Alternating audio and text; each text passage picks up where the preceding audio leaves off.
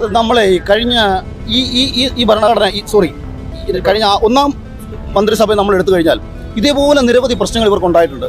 പക്ഷേ ഇവരുടെ മുമ്പിൽ ഒരു പ്രശ്നത്തിന് പുറമെ അടുത്ത പ്രശ്നങ്ങൾ ഇങ്ങനെ വന്ന് വീണുകൊണ്ടേയിരിക്കും. അപ്പോൾ ഇവരിങ്ങനെ കണ്ടിട്ടുണ്ട്, തവള ചത്താൽ വാർത്ത പാമ്പ് ചാവും വരെ, പാമ്പ് ചത്താൽ വാർത്ത പരുന്ത് ചാവും വരെ. ഈ ഒരു സമീപനമാണ് കഴിഞ്ഞ ഒന്നാം പിണറായി മന്ത്രിസഭയിൽ നമ്മൾ നോക്കിയാൽ കാണുന്നത്, ഈ രണ്ടാം മന്ത്രിസഭയിൽ നമ്മൾ കാണുന്നത്. പക്ഷേ അവിടെ ഇവർക്ക് അടിപറ്റി പോകാൻ പോകുന്നത് അങ്ങനെ തീരുന്നവരല്ല ഞങ്ങളെന്ന് ഈ ചെറുപ്പക്കാർ ധൈര്യപൂർവ്വം കാണിച്ചു കൊടുത്തു എന്നുള്ളതാണ്. ഇവരൊക്കെ വിചാരിച്ച് കാണും, കാരണം കഴിഞ്ഞ എത്രയോ കാലങ്ങളായിട്ട് PSCയുടെ പേര് സമരം നടക്കാറുണ്ട്.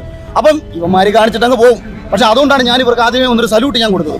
ഇവർ പിന്മാറി പോകരുത്. ഇവർ പരാജയപ്പെട്ടാൽ പരാജയപ്പെടുന്നത് ഇവർ മാത്രമല്ല, ഇനി വരാൻ പോകുന്ന ഒരു തലമുറ കൂടിയാണെന്ന് ഞാൻ ആവർത്തിച്ച് പറഞ്ഞതും അതുകൊണ്ടാണ്. ഇത് കേവലം ഇവിടെ വന്ന് സെക്രട്ടറിയേറ്റിന് വേണ്ടി വന്ന് 4 മാധ്യമങ്ങളുടെ മുമ്പിൽ വന്നൊരു സമരം കാണിച്ചിട്ട് പോകുക എന്നുള്ളതല്ല അവരുടെ ലക്ഷ്യം.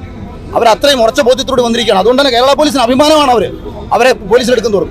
അതുകൊണ്ട് ഈ സർക്കാരിനെ സംബന്ധിച്ച് അങ്ങനെ ഒരു ചിന്തയുണ്ട്, അതവർക്ക് എന്തായാലും ഉണ്ടാവും. അത് മാറ്റിക്കൊടുക്കുക എന്നുള്ളതാണ് ഈ സമരസമിതിയുടെ ലക്ഷ്യവും. അതായത് സിദ്ധാർത്ഥിന്റെ മരണവുമായി ബന്ധപ്പെട്ട വലിയ വിവാദമാണ് നിൽക്കുന്നത്. SFI പ്രതിക്കൂട്ടി നിൽക്കുന്നത്. ചേട്ടൻ ഏറ്റവും കൂടുതൽ ഇത്തരത്തിലുള്ള കാര്യങ്ങളിൽ മുമ്പ് വിമർശിച്ചിട്ടുള്ളത് എന്താണ് ഇതിനകത്ത് പറയാനുള്ളത്? CBI അന്വേഷണം വേണമെന്ന് കുറിപ്പാവും. അല്ല, നമ്മൾ ഇപ്പം ഇടതുപക്ഷ സർക്കാരിൻ്റെ ഒരു രീതി നമ്മൾ പൊതുവെ എടുത്തു കഴിഞ്ഞാൽ അവർ ഉൾപ്പെട്ടിട്ടുള്ള എല്ലാ കേസുകളിലും ഭയമുള്ളവരാണ്. ഒരു ഭാഗത്തൂടെ ഞങ്ങൾക്ക് ഭയമില്ല എന്ന് പറയുകയും മറുഭാഗത്തൂടെ അന്വേഷണം വരുന്ന സമയത്ത് അന്വേഷണ ഉദ്യോഗസ്ഥന്മാരെ തെളിവിളിക്കുന്ന ഒരു സമീപനമാണ്. ഇത്രയേറെ ക്രൂരമായ ഒരു പീഡനത്തിന് ഒരു ചെറുപ്പക്കാരന് വിധേയമായിട്ടും നമ്മളൊക്കെ അറിഞ്ഞത് എത്രയോ വൈകിട്ടാണ്. അത് തന്നെ ഈ നാടിൻ്റെ ഒരു വലിയ അറിഞ്ഞു നോക്കൂ, ഇത് പുറത്ത് വന്നില്ലായിരുന്നു എന്തായിരിക്കും അവസ്ഥ. ഇതുപോലെ എത്രയോ ക്യാമ്പസുകളിൽ എത്രയോ ചെറുപ്പക്കാർക്ക് ഇങ്ങനെ സംഭവിച്ചുകൊണ്ടേയിരിക്കുന്നു. ഞാനും ഭയപ്പെട്ടത് എന്താണെന്നറിയാമോ, അവിടെ നിശബ്ദരാക്കപ്പെട്ട ചെറുപ്പക്കാരെ കുറിച്ചാണ്. ഇന്ന് നമ്മുടെ കൺമുന്നിൽ ഈ മൊബൈൽ ഫോൺ എന്ന് പറയുന്നൊരു വലിയ ആയുധമുണ്ടേ. നമ്മുടെ മുന്നിൽ തെറ്റ് കണ്ടു കഴിഞ്ഞാൽ നമ്മൾ ഒരുത്തരം പേടിക്കണ്ട, നീ അത് പറയാൻ വേണ്ട, നീ അതൊന്ന് ഷൂട്ട് ചെയ്തിട്ട്. ഇവിടെ എത്രയോ ഓൺലൈൻ മാധ്യമങ്ങളുണ്ട്, മറുനാട് ഉൾപ്പെടെ എത്രയോ മാധ്യമങ്ങളുണ്ട്, നീ അവർക്ക് അയച്ചുകൂട്, ഇങ്ങനൊരു സംഭവം എൻ്റെ ക്യാമ്പസിൽ നടന്നു. അത് തലമുറ കാണിക്കുന്ന ഏറ്റവും വലിയ ദ്രോഹമല്ലേ. അപ്പോൾ അതുണ്ടാവണം, നമുക്ക് കരുത്തുണ്ടാവണം. ഇപ്പം ഞാൻ ഒരു കലാകാരൻ എന്ന നിലയിൽ എനിക്ക് വെറുതെ ഇരുന്നാൽ പലരും പൈസ കൊണ്ടുതരുന്ന പരിപാടികളൊക്കെ കിട്ടുന്നുണ്ട്. നമ്മൾ പ്രതിഷേധിക്കുന്ന ഒരു നഷ്ടങ്ങൾ മാത്രമായിരിക്കും നമുക്ക് സംഭവിക്കുന്നത്. പക്ഷെ ഞാൻ ചിന്തിക്കുന്നത് എന്താണെന്നറിയാമോ, ഇന്ന് എൻ്റെ ഒരു സുഹൃത്തിന് വേണ്ടി സംഭവിച്ചത് നാളെ എനിക്ക് സംഭവിക്കും, നാളെ എൻ്റെ കുടുംബത്തിൽ സംഭവിക്കും, നാളെ എൻ്റെ അനിയനെ ചിലപ്പോൾ തല്ലിക്കൊല്ലും, അല്ലെങ്കിൽ ചിലപ്പോൾ എന്നിലായിരിക്കും. അപ്പം ഞാൻ മിണ്ടാതിരുന്നാൽ, നിങ്ങൾ ഓരോരുത്തരും മിണ്ടാതിരിക്കുമ്പോൾ ഇല്ലാതാക്കപ്പെടുന്നത് നിങ്ങളാണെന്ന് തിരിച്ചറിയുക. ഈ ന്യായീകരിക്കുന്നവരോട് എന്താ പറയുന്നത് ഈ ഒരു വിഷയത്തെ? അവന്മാർ എത്രത്തോളം ന്യായീകരിക്കുന്നോ അത്രത്തോളം ആ അവന്മാരെ പാർട്ടിമാരെ നശിപ്പിച്ചുകൊണ്ടേയിരിക്കും. പിന്നെ മറ്റൊരു കാര്യം, അല്ലാണ്ട് വേറൊന്നും പറയാനില്ല. മറ്റൊരു 7 മാസമായിട്ട് പെൻഷൻ കൊടുത്തിട്ടില്ല സർക്കാർ. ചരിത്രത്തിൽ ആദ്യമായിട്ട് സർക്കാർക്ക് ശമ്പളം കൊടുത്തില്ല. പക്ഷേ കറക്റ്റ് 1-ാം തീയതി മന്ത്രിമാർക്ക് മുഖ്യമന്ത്രി ശമ്പളം കിട്ടി. ഖജനാവിൽ പൈസ ഇല്ലെന്ന് പറയും. ഈ മന്ത്രിമാർക്ക് മുഖ്യമന്ത്രിക്ക് ശമ്പളത്തിൽ പൈസ എവിടെയാണ്? എടുത്ത് നോക്കിയാൽ മതി. ഇപ്പം ഇവർ നടക്കുന്ന തട്ടിപ്പുകളും വെട്ടിപ്പുകളുടെ ആഴം അറിയണമെങ്കിൽ ദുബായ് കേന്ദ്രീകരിക്കപ്പെടുന്ന ബിസിനസ്സുകാരോട് ചോദിച്ചാൽ അവർക്ക് മനസ്സിലാവും. ഇവിടുത്തെ മന്ത്രിമാരുടെ കള്ളഫണ്ടുകൾ ഉൾപ്പെടെ, ഇപ്പം നോർത്ത് ഇന്ത്യൻ ലോബികളുമായി ബന്ധപ്പെട്ട് ഇവിടുത്തെ മന്ത്രിമാർ ഉൾപ്പെടെ നടത്തുന്ന ഇടപാടുകൾ. ഇപ്പം ചിലത് എൻ്റെ അടുത്ത് തെളിവുണ്ടോ എന്ന് ചോദിച്ചാൽ ചിലത് നമുക്കത് കാണിക്കാൻ പറ്റത്തില്ല. പക്ഷേ പല കാര്യങ്ങളിലും ഇവിടെ നടക്കുന്ന തട്ടിപ്പ്. അതുകൊണ്ട് തന്നെ ഇവരുടെ ജീവിതം ഒരു പ്രശ്നമേ അല്ല. അത് നിങ്ങൾ മൊത്തത്തിൽ നോക്കും, ഇവരുടെ ജീവിതം ഒരു പ്രശ്നം. ഇവരുമായി ബന്ധപ്പെട്ട് നിൽക്കുന്നവരും വളരെ സേഫ് സോണിലാണ്. ആരാണ് ഇവർക്കെതിരെ ചോദ്യം ചെയ്യേണ്ടത്? ഈ പാർട്ടി വിശ്വസിച്ച് വോട്ട് ചെയ്തവരാണ്. ഇപ്പം ഞാൻ ചോദിക്കട്ടെ, BJP-ക്കാരനെ എതിർത്തിട്ട് വല്ല കാര്യമുണ്ടോ? കോൺഗ്രസ്സുകാരെ എതിർത്തിട്ട് വല്ല കാര്യമുണ്ടോ? കാര്യം അവൻ വോട്ട് ചെയ്തിട്ടല്ല കമ്മ്യൂണിസ്റ്റ് പാർട്ടി അധികാരത്തിൽ വന്നത്. അവന് വോട്ട് ചെയ്തതാരാ? അവന് വോട്ട് ചെയ്ത് അവൻ്റെ പാർട്ടിക്കാരാ. അവരുടെ കാര്യം ഈ കൂട്ടത്തിൽ വന്നിരിക്കുന്നതൊക്കെ BJP-ക്കാരാ അല്ലെങ്കിൽ ഈ കോൺഗ്രസ്സുകാരാ? അല്ല. ഇതിനകത്ത് ഒരുപക്ഷെ ഏറ്റവും കൂടുതൽ SFI-യിലും DYF-ലും പ്രവർത്തിച്ച പിള്ളേരായിരിക്കും.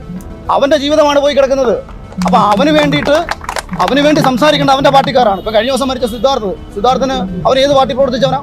എന്തുകൊണ്ട് അവൻ്റെ മരണം 10 ദിവസമായിട്ടും പുറത്ത് ചർച്ചയായില്ല? പുറത്ത് മറ്റു രാഷ്ട്രീയ പാർട്ടികൾ പ്രതിഷേധം ഉന്നയിച്ചപ്പോൾ ഞങ്ങളുടെ കൂട്ടത്തിലുള്ള ഒരാളായിരുന്നു എന്നല്ലേ പറയുന്നത്. നമ്മുടെ കൂട്ടത്തിലുള്ള ഒരാളെ സ്വാഭാവികമായിട്ട് ചിന്തിക്കുന്നത് എന്താ? നമ്മളെ കൂട്ടത്തിലുള്ള ആൾക്ക് വേണ്ടി നിങ്ങൾ ശബ്ദിക്കേണ്ട, ഞാൻ ശബ്ദിക്കും, നിങ്ങൾ സംസാരിക്കുക. സർക്കാരിനെ വിമർശിക്കുന്ന അഖിൽമാരാർ ഇവിടെ വരേണ്ട സാഹചര്യം എന്തിനാ? വരേണ്ട കാര്യമില്ല. അഖിൽമാരാരെന്ന് പറയുന്ന ഒരുത്തൻ ഇവിടെ വന്നിട്ട് അങ്ങനെ ആളാവണ്ട. ഞങ്ങൾ DYF-ക്കാർ ഇവിടെ ഉണ്ട്, ഈ ചെറുപ്പക്കാർക്ക് വേണ്ടി സംസാരിക്കും. പിന്നെ എന്താ ഡെമോക്രാറ്റിക് യൂത്ത് ഫെഡറേഷൻ എന്ന് പറഞ്ഞാൽ പിന്നെന്താ? അവരിവിടെ സംസാരിക്കണം. ഒരാൾക്ക് വേണ്ടിയാണ് ഇവിടെ പ്രവർത്തനം നയിക്കുന്നത്. ഞാനിത് ആരുമല്ല, ഞാനൊരു പാർട്ടിയിലെ മെമ്പറല്ല. നമ്മൾ അഭിപ്രായം പറയുമ്പോൾ നമ്മളെ പല പാർട്ടിയിലേക്ക് കൊണ്ട് ചാപ്പ് കുത്തി കളയും. പക്ഷേ എന്നാലും ഞാൻ പറയാനുള്ള അഭിപ്രായം ഞാൻ പറയും. ഇവർ ചോദിച്ചോളൂ, എൻ്റെ പേഴ്സണൽ അഭിപ്രായം പറഞ്ഞോ. തിരഞ്ഞെടുപ്പ് വരുന്നുണ്ട്, 2 അക്കൗണ്ട് കൊടുക്കുമെന്നൊക്കെ BJP മോദി തന്നെ പറയുന്നു. എന്താണ് ചേട്ടൻ്റെ ഒരു വിലയിരുത്തൽ?